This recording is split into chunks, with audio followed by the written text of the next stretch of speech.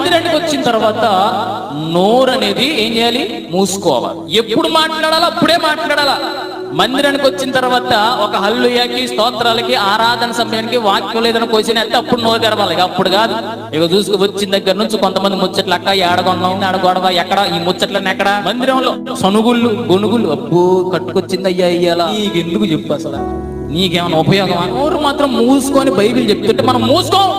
వచ్చిన దగ్గర నుంచి పోయిందాకా అదేందో డబ్బాలో రాయేసి తిప్పినట్టు ఆ సౌండ్ ఎట్టదో ఒకటే సౌండ్. మందిరానికి వచ్చిన తర్వాత నోటి విషయంలో, మాటల విషయంలో కూడా జాగ్రత్తగా ఉంటామంటుంది బైబిల్.